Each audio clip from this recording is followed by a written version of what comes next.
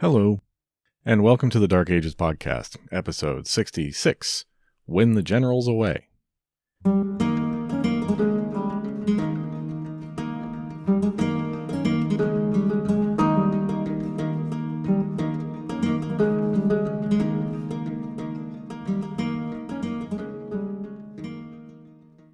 So I checked, and it has been 26 months since we last talked about Italy at all.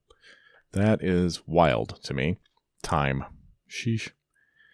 Since then, we've been talking about the Visigoths and those darn Franks who, like water on the sidewalk, get into every crack and crevice. Fair enough, I guess, since they did build the most extensive, powerful, and prestigious political entity in the post-Roman West, but I think we can all agree that it's time for a change. So today, I'm going to review quickly the situation in Italy where we left off, which was about the year 540, and go from there. Today's episode is a short one, especially compared to the last two. We'll end up running through a period of disarray for the Ostrogoths. And end when they start to get their act together. It feels a little like that long period of Visigothic history where the ancestral dynasty was terminated and they spent ages trying to find a new center. The Ostrogoths go through a similar process, but under the circumstances, they're forced to speedrun it. Once we're through that, I have a little bit of an announcement at the end. The Ostrogoths had been beaten, and soundly. Admittedly, it had taken a while, 5 years.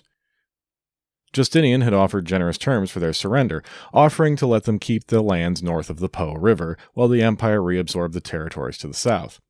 Given the soundness of the thrashing that had been administered, it really was remarkably lenient. Belisarius thought so too, and did not like that he was being prevented from completing his conquest. Initially, he refused to sign up to the treaty at all. Things were then left up in the air, and in the uncertainty, the Goths offered an alternative. What if Belisarius was to become their new king? Or even new emperor? New emperor of the West? Belisarius toyed with the idea, or at least seemed to, and strung the Gothic negotiators along as he laid siege to Ravenna. Eventually the city gave up, and Belisarius entered it in May 540. He made sure the inhabitants were well treated. Looters were severely punished. He took half of the official treasury and sent it off to Constantinople, but most private goods were left in possession of their owners.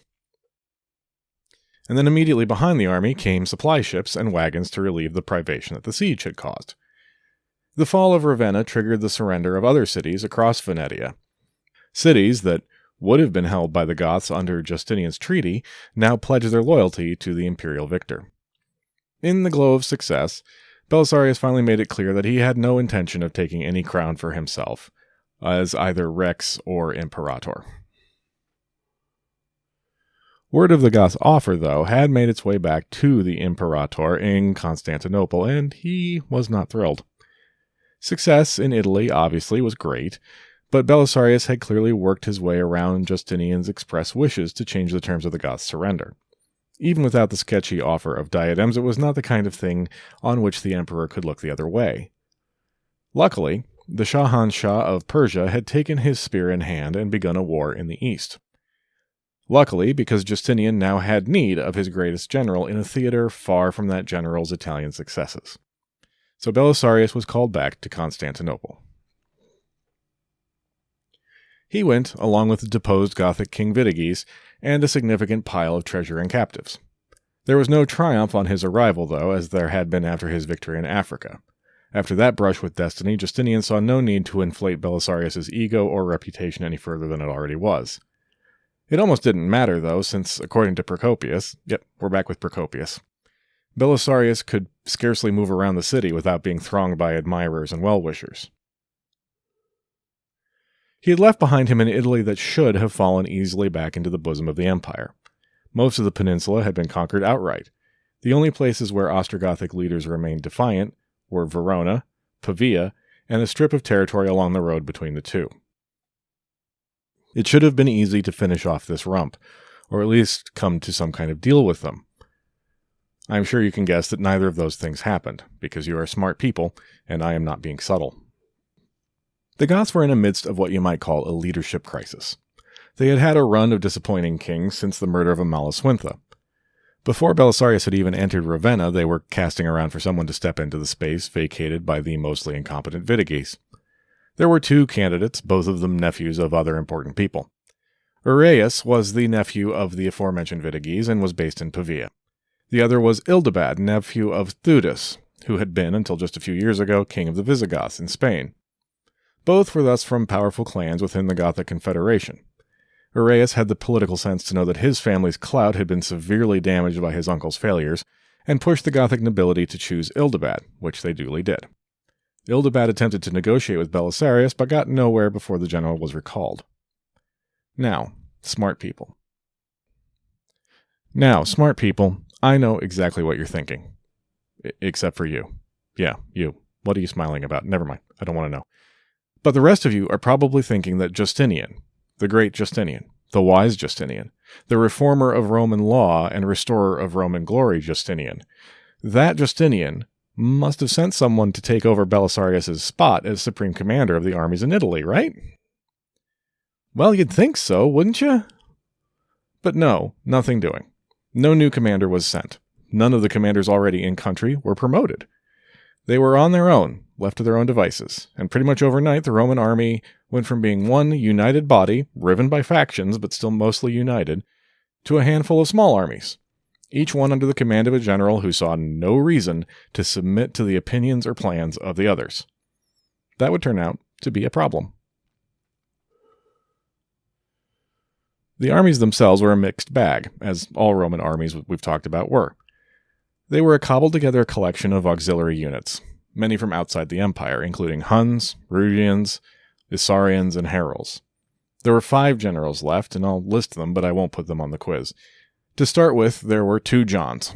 One just regular John, and another called John the Glutton.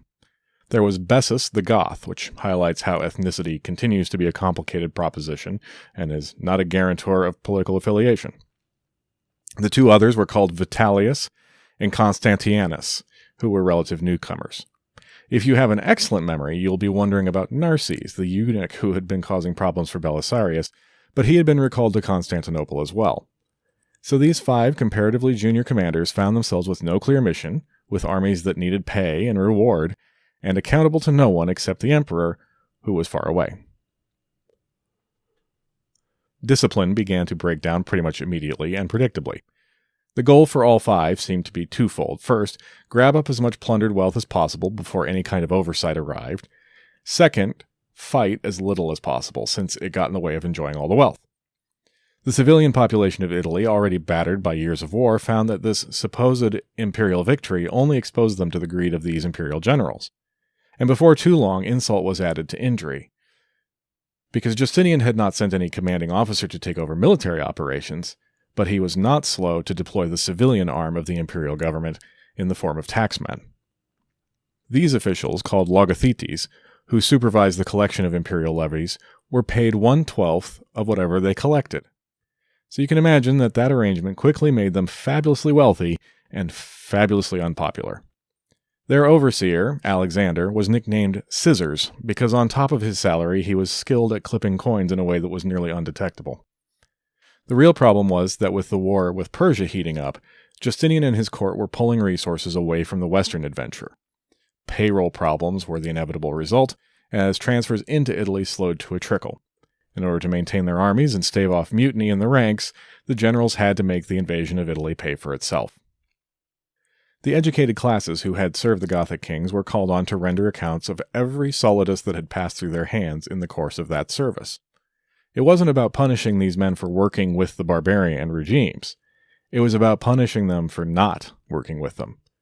The rulers of Italy, from Theodoric through Theodahad, were declared to have been legal rulers under the aegis of the emperor, so any embezzlement or dishonest dealings were prosecuted as such, and fined as such.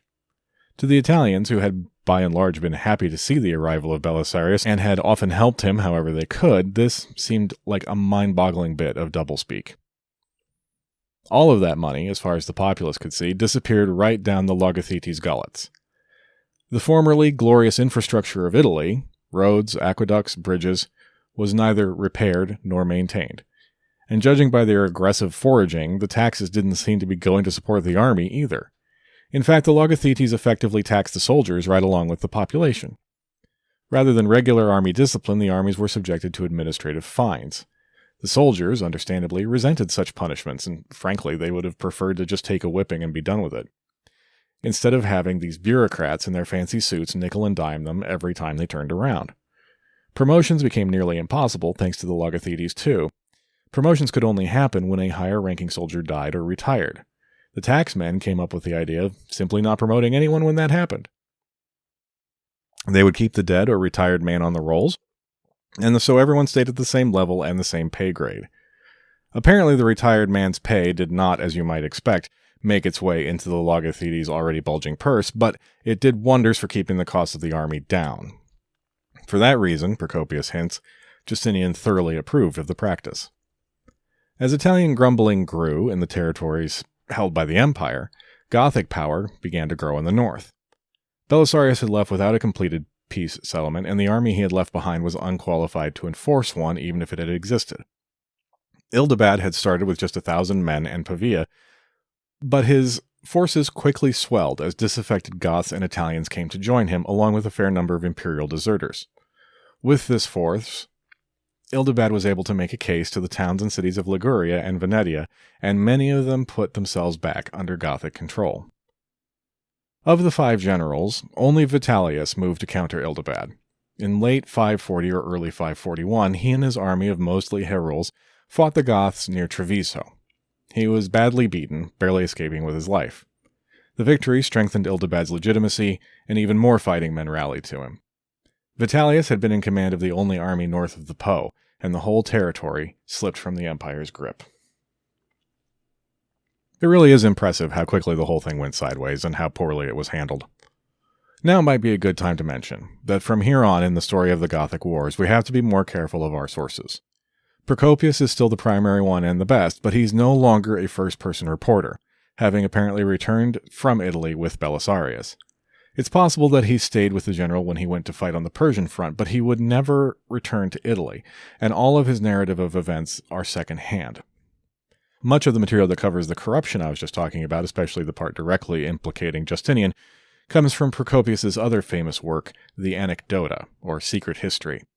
I'm sure I've talked about it before, but the Anecdota was a hit piece, essentially. A collection of gossip and worse about Justinian and his court, which goes so far as to imply that Justinian was actually a supernatural being, and not in a good way. It catalogues the salacious details of Empress Theodora's career in the theater before being plucked from obscurity by the emperor, and paints an unflattering picture of Belisarius as a man completely emasculated and dominated by his wife. The purpose of the secret history is argued over by historians, with theories ranging from simple gossip rag for a close circle of friends to an insurance policy in case of successful conspiracies against Justinian. It's not even clear how it survived at all, since it certainly wasn't published in Procopius's lifetime. The earliest surviving manuscript is in Greek and dates from the 13th century. It lay forgotten in the Vatican Library until it was discovered in the 1620s, translated into Latin and published in 1623 by Niccolo Alemanni. The point of all of this is that we need to be careful about the stories that appear in the secret history, since it's hard to pick out Procopius's motives for writing it. The stories of corruption seem plausible enough, though. Earlier, Belisarius had been forced to put the Italian campaign on pause and head down to Africa to deal with a revolt that had been triggered partly by over-eager tax collectors. It certainly was also true that Ildibad and his Goths were resurgent and successful very quickly after Belisarius left. It's just that the gossipy personal stories that move the narrative are open to question, is all I'm saying. And now, having said it, let's hear some more gossipy personal stories. This one, surprise, surprise, blames a negative outcome on a couple of women. Neither of them is named, of course, but they are the wives of Uraeus and Ildibad. Uraeus had declined to reach for leadership, but was still kin to the former king, and his wife apparently felt very strongly about that status. One day she was visiting the baths, presumably in Pavia, along with her retinue, and bumped into Ildibad's wife. Ildibad had previously been based in Ravenna, and most of his property was lost with the fall of the city, so, in spite of her husband's newly acquired importance, Mrs. Ildibad was not nearly as well fettled as Mrs. Uraeus. The latter snubbed Mrs. Ildibad, made a few snide remarks about her outfit and her retinue, and swished her way into the bath. This is the kind of thing that aristocrats get super aerated about across time and space. Nothing makes me more grateful to be a modern Western human than reading about all of these societies where failing to remove your hat in the presence of some chinless wonder could get you a beating, or worse. I have enough to think about without worrying about the feelings of chinless wonders. Thank you very much. Anyway, Mrs. Ildibad did not enjoy being snubbed and went to complain about it to her husband, the newly minted king of the Italian Goths. One thing led to another, yada yada yada, and Mr. Ildibad had Mr. Uraeus murdered. Boy, that escalated quickly. I mean, that really got out of hand fast. I didn't mean to imply that Uraeus was chinless, by the way, literally or metaphorically. Putting aside the gossip again in favor of actual analysis, this account is almost certainly nonsense. Procopius would have no way of knowing about this kind of thing other than rumor, and in the absence of actual information he would be perfectly happy to make something up. It may have been that there was an economic difference between Ildibad and Uraeus, a mismatch in resource that made Ildibad's kingship a little less legitimate than it could have been. Herwig Wolfram, our old friend who is now back with us, suggests that the story simply personalizes an inter-clan feud, with Uraeus' family allied with others in rebellion against Ildibad's leadership. Uraeus, as the most likely candidate for kingship regardless of his earlier reticence, represented a threat to the king's power and thus had to be removed. The imperial leadership did not pounce on this disquiet in the Gothic ranks for whatever reason. Probably simple incompetence, or bad intelligence, which actually would also be a form of simple incompetence. For whatever reason, though, they didn't, and the feud ground on to its seemingly inevitable conclusion with Ildibad murdered at a banquet by one of his own retinue. After a promising start, he had been king of the Ostrogoths for about a year. We don't know how old he was when he died. Well, great, the Goths thought to themselves as they looked wildly around the dugout. Who's up now? The bench had been seriously depleted already, and now both batter and the guy on deck have been unfairly ejected. What is a manager to do? I would love to extend the baseball analogy here, but I can't get there with anything that makes sense. Oh well. What actually happened was a faction within the Goths snuck in a surprise candidate of their own. It was a warrior named Eraric, which sounds like I'm trying to say something else with a Baltimore accent, but that's it. Eraric. Eraric was a Rugian. That might ring a bell somewhere, and if it does, it's because the Rugii were the Germanic tribe that Odoacer had led when he took over Italy from little Romulus Augustulus in 476. The Rugii that had survived Theodoric's invasion had made their peace with the Ostrogoths, but apparently maintained their own identity and leadership, and now when no one was looking, penciled their own man into the top box of the org chart. The situation now, with the Goths holding the north bank of the Po, was in effect the exact situation that had been on offer in Justinian's original peace deal. None of the imperial generals were prepared to challenge that after what had happened to Vitellius's army, at least not right now, but they weren't prepared to give any sort of recognition to this new king either, and Justinian even less so. The old treaty was dead and gone, even as a starting point for negotiation, and so Eraric was informed. I'm afraid Eraric wasn't really cut out for this. His clan had held a small chunk of Venetia in the old days. He wasn't rich enough or connected enough to be a credible leader. So he quietly put out diplomatic feelers, offering to turn over the whole shebang. All he asked for in return was the treatment he had seen Vitiges get, a comfortable setup back in Constantinople, with high rank and an appropriate pension. And that negotiating position lost him whatever respect the imperial negotiators may have had for him. One of the Goths negotiating with the Romans in Ravenna was a young warrior named Baduila. Baduila was a nephew of Ildibad, and a young man, though no one knows for sure exactly when he was born. He had been a commander at the Battle of Treviso, where Vitellius had been humiliated, and was a fighter of some talent. Rumor of Eraric's double-dealing had gotten out, as rumors do, and the Goths of Pavia passed the information to Baduila. An offer of leadership came along with the information. Baduila was game, but demanded that the way be cleared for him before he would accept the offer of a crown publicly. He even named a day that would be good for the clearing. So, in October 541, probably, Eraric was assassinated, and Baduila assumed leadership of the Ostrogoths of Italy.